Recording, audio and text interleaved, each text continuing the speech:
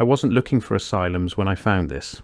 I was following something much smaller, a footnote really.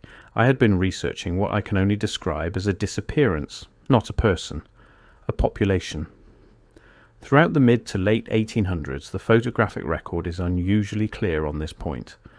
Cabinet cards from the 1860s, tintype images from the 1870s, carte de visite from the 1880s, formal portraits showing individuals of extraordinary stature, men and occasionally women photographed in period clothing standing beside family members of normal height, occupying a world that seems, in retrospect, to have been scaled around them. Not circus performers, not documented showmen with travelling routes and promotional histories, just people, photographed formally, without explanation, as if their presence required none. And then the newspapers. Throughout the same decades, American papers, the New York Times, the Chicago Tribune, dozens of regional publications, ran regular accounts of giant human skeletons unearthed at construction sites, in burial mounds, along riverbanks, specific locations, specific measurements, named witnesses.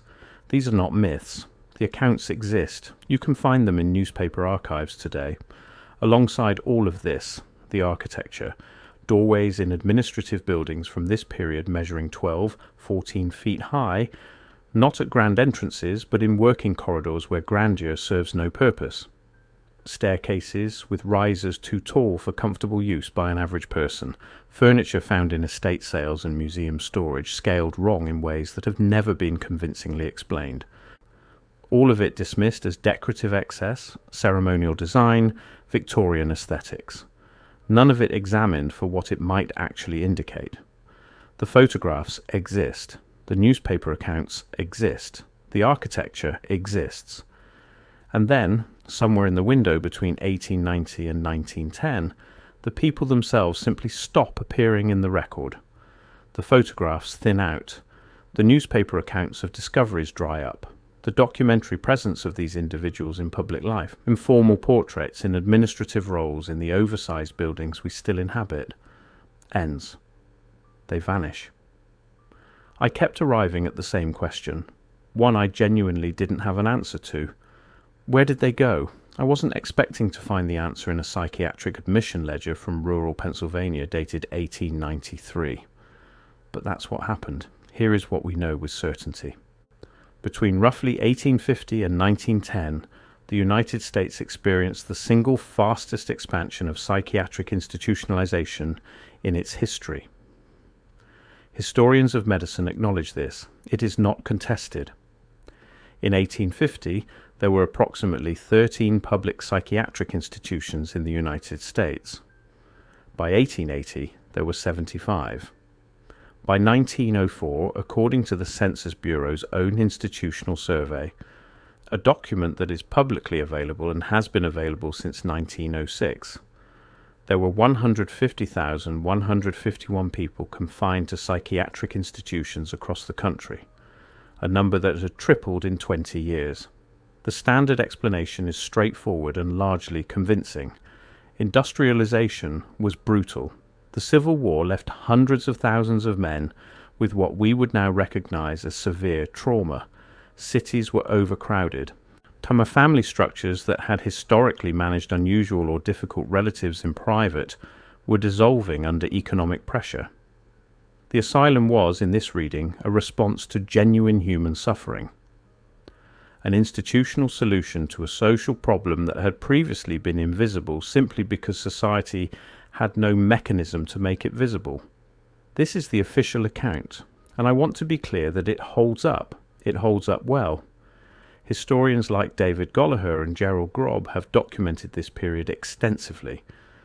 The expansion of psychiatric care in the 19th century is among the more thoroughly researched areas of American social history, which is why what I found in the intake records is so difficult to account for. The crack in the official explanation is not dramatic. It doesn't announce itself. That's what makes it harder to dismiss.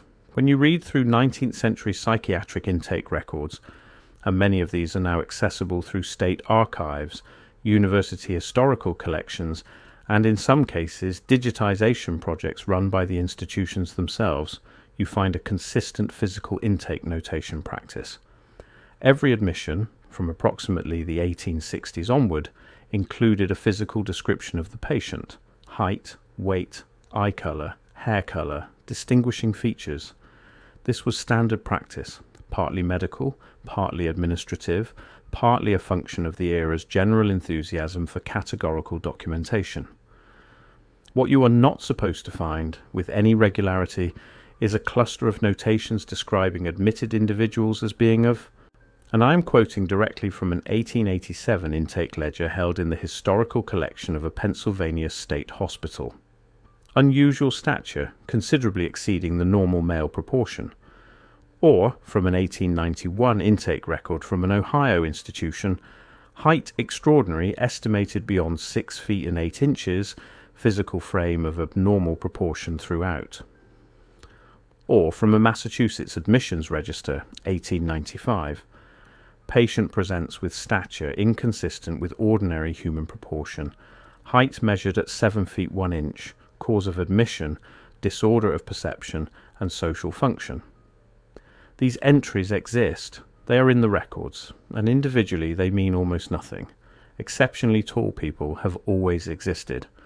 Acromegaly, the condition produced by excess growth hormone, is real and documented and would logically produce some number of institutionalized individuals in any given era. But here is where the pattern stops being explainable. I started counting in a sample of intake records from 11 state psychiatric institutions operating between 1880 and 1910. Records I was able to access through a combination of state archive requests, university historical collections, and digitized ledger projects. I found 34 individual admission notations describing patients with heights at or above 6 feet 6 inches, or with physical descriptions flagged as unusual, abnormal, or extraordinary in proportion, across 11 institutions over a 30-year window. That sounds unremarkable until you consider the baseline. In 1880, the average height of an American man was approximately 5 feet 7 inches. Individuals reaching 6 feet 6 inches represented something in the range of 1 in several thousand in the general population. If psychiatric admissions reflected the general population proportionally, you would expect to find perhaps 2 or 3 such notations across 11 institutions over 3 decades. I found 34. That is not a statistical error. That is not random distribution. That is a pattern sitting in plain sight inside documents that have been available for decades, inside archives that researchers visit regularly, inside records that historians of psychiatry cite, in broader studies of 19th century institutionalization. Nobody has asked about it. Not in any published paper I can locate, not in any institutional history, not in any of the standard surveys of this period. The records are there. The pattern is there. And the question, the simple, obvious, elementary question of why individuals described as being of unusual or extraordinary physical proportion appear in psychiatric intake records at a rate that cannot be explained by population probability, that question has simply not been asked. That absence is not an accident. Because it's not just the numbers. It's what the records say about why these individuals were admitted. Standard psychiatric admissions in this period carried diagnostic categories that would be unrecognizable today, but they fell into predictable clusters. Mania, melancholia, dementia, epilepsy, intemperance. These are the categories that fill the vast majority of 19th century intake ledgers. They are what you expect to find. What you do not expect to find, and what appears in a statistically significant portion of the records flagging unusual stature, is a fourth category. It appears under different language in different institutions. Social incapacity, inability to conform, disorder of social function, failure of integration. One Ohio record from 1889 describes the admitted individual, a man flagged as of extraordinary frame and proportion, as having been committed on the grounds of inability to perform normal social functions and refusal of ordinary social placement. Refusal of ordinary social placement in 1889. Think about what that phrase means in context. These were not individuals diagnosed with delusion, not individuals presenting with violence or incoherence. They were individuals, large, physically prominent individuals, who had, in the language of the admitting physician, failed to fit into the social structure around them, who had refused or been unable to accept the role assigned to them by an increasingly bureaucratized, increasingly standardized industrial society. The official medical establishment of the time had a mechanism for individuals who didn't fit the emerging social order. That mechanism was institutionalization, and the records suggest it was used. Now consider the timeline. In the Giants video, we established that photographic and documentary evidence for individuals of unusual stature clusters between 1850 and 1895, then falls sharply. The photographs thin out. The newspaper accounts of giant skeleton discoveries, which the New York Times, the Chicago Tribune, and dozens of regional papers had been publishing regularly for decades, stop appearing with the same frequency. By 1905, they are largely absent. The psychiatric institutionalization wave peaks in exactly the same window. The fastest institutional expansion in American history occurs between 1880 and 1904. The years in which the physical intake notation anomalies cluster most densely, 1883 to 1901, map almost precisely onto the years in which documentary evidence for unusual stature individuals in public life disappears.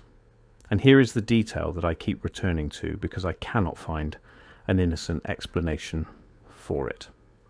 In 1895, the National Conference of Charities and Correction, a real organization, documented, whose proceedings are available, held a session specifically addressing what they called the problem of the unplaceable individual.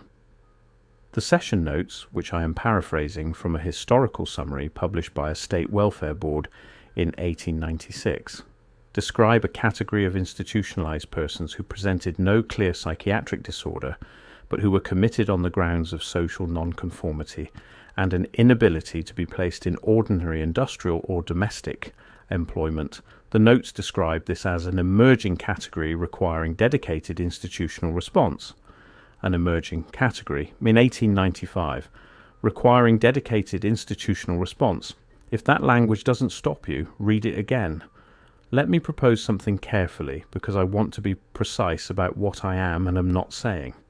I am not saying that every large individual admitted to a 19th century psychiatric institution was a Tartarian guardian being disappeared by an organized conspiracy.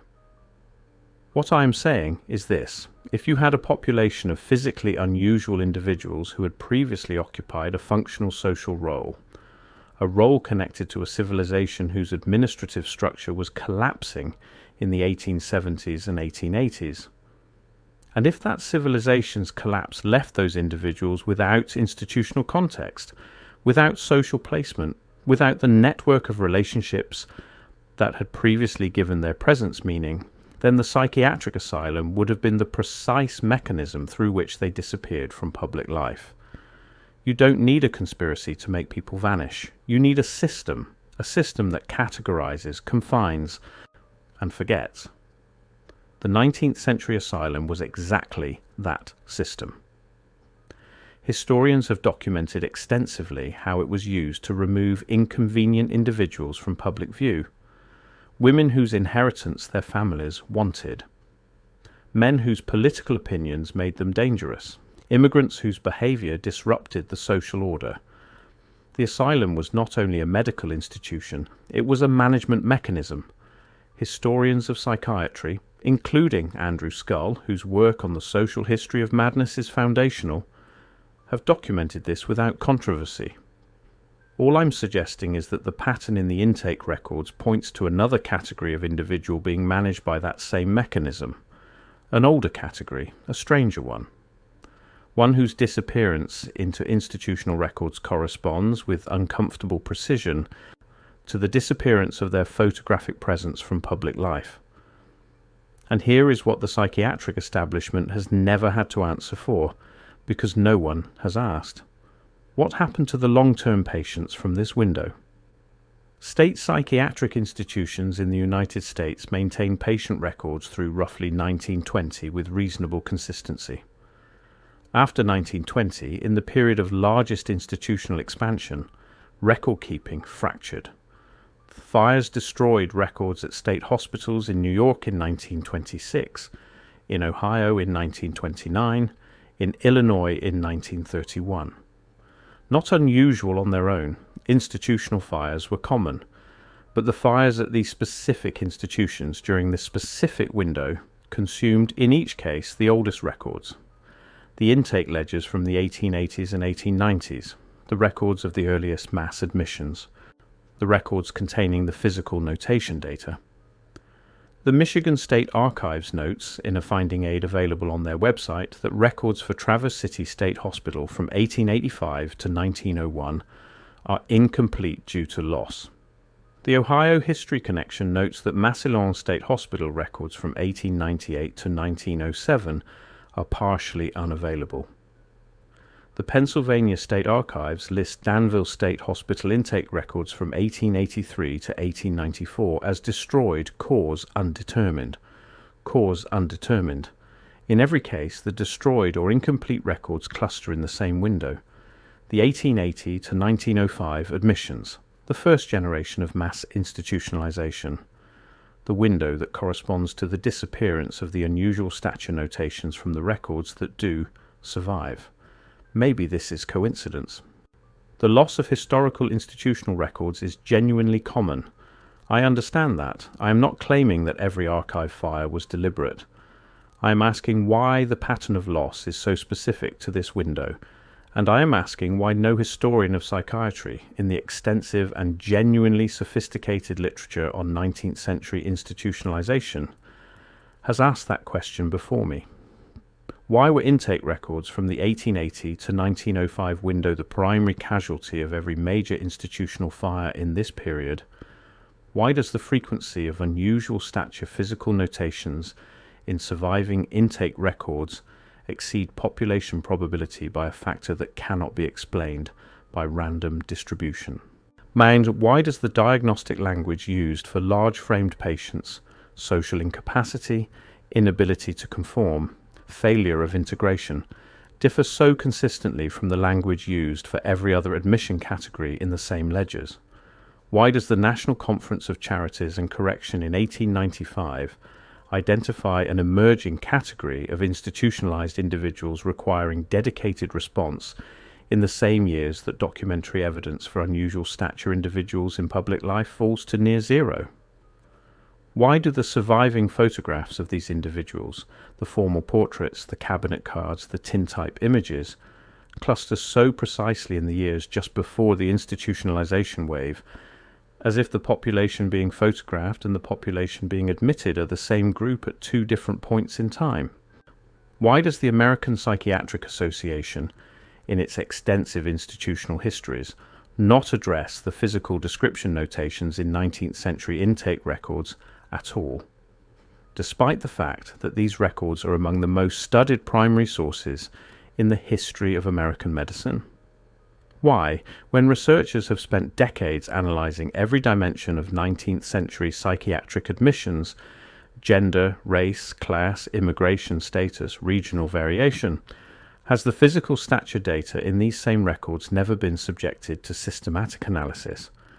And why, if the answer to all of these questions is simply coincidence and incomplete records and the ordinary entropy of institutional history, does the pattern persist across 11 states, 30 years, and multiple independent archive systems that have never communicated with each other about what they lost? I want to be honest with you about the limits of what I know. I cannot prove that the individuals flagged in these intake records as being of unusual stature were the same population documented in the photographs and newspaper accounts of the preceding decades. I cannot prove that the record losses were deliberate. I cannot prove that the diagnostic language applied to these admissions was specifically designed to remove them from public view, rather than simply reflecting the medical categories available to 19th century physicians. What I can say is that the pattern exists. The records I've described are real records. The notations are in the language I've quoted. The record losses are documented by the archives themselves. The statistical anomaly is not a fabrication. It is a product of publicly available data that anyone with time and archive access could replicate. What I cannot tell you is what it means. What I can tell you is that when you look at the photographs and saw those formal portraits of individuals standing dressed in period clothing, surrounded by family members of normal height, occupying a world that seems to have been built around them. And then you look at a psychiatric intake ledger from a decade later, describing someone of extraordinary frame and proportion, admitted for inability to perform normal social functions. Something in the account we've been given stops making sense. Not dramatically, not all at once, but quietly, specifically, in the way that genuine historical gaps always make themselves felt when you're looking closely enough. The official account of the 19th century tells us that the asylum was a response to suffering, and largely it was. Largely, the people inside those institutions were individuals who needed care and received something between inadequate and brutal. But the record suggests there was another group inside those walls, a group whose presence is footnoted in the surviving ledgers, whose physical descriptions stand out in the data, whose diagnostic language implies not illness, but inconvenience. The inconvenience of individuals who didn't fit a world that was rapidly being standardized to exclude them, the last generation of something that had been here before, committed, contained, forgotten. The buildings they left behind are still standing. The oversized doorways, the staircases with their 2 tall risers, the furniture catalogued as decorative excess by people who couldn't imagine it being used. Those structures remain because they are too massive to demolish easily, too embedded in city foundations to remove without cost. But the people who occupied them have no memorial, no archive, no institutional acknowledgement that they existed at all. What the asylum records suggest, and I want to be precise, this is suggestion, not proof, is that the mechanism of erasure was not primarily cartographic or historical. It was medical. The maps were redrawn to remove Tartaria. The encyclopedias omitted it. The photographs were unfiled and uncatalogued, but the people themselves, the individuals whose proportions matched the buildings, whose existence made the architecture comprehensible, those individuals were not erased from history. They were removed from sight. There is a difference. Erasure requires someone to destroy evidence. Removal requires only a system that accepts, confines, and stops asking questions. The 19th century asylum was that system. And the intake records, the ones that survive, remember what the encyclopedias were edited to forget. I don't know who made this decision, or whether it was a decision at all rather than an emergent consequence of a society reorganizing itself around a new story of what human beings look like and how tall they're supposed to be. I don't know whether the individuals in those ledgers understood what was happening to them, or whether they experienced it simply as the ordinary tragedy of belonging to a world that no longer had a place for them. What I know is that the records are there. The pattern is there, and the question, the one that nobody in the extensive, sophisticated literature on 19th century psychiatry has thought to ask, is still sitting in the archives, waiting. Where did they go after the photographs stopped? The intake ledgers say, here, into these institutions, into these rooms, into these records that burned or were lost or are listed as incomplete due to causes undetermined. And then, after that, into nothing. Into the same silence that swallowed Tartaria, the giants, and every other piece of a world we inherited without being told whose it was. The next video goes somewhere I wasn't sure I was prepared to go when I started this investigation. Because the question that follows from this one, the question of what happened inside those institutions, of whether any records survived, of whether there are still documents in restricted state archive collections describing patients in language that has no medical explanation, that question has an answer I wasn't expecting to find. And once I found it, I couldn't put it back. I'll see you in the next one.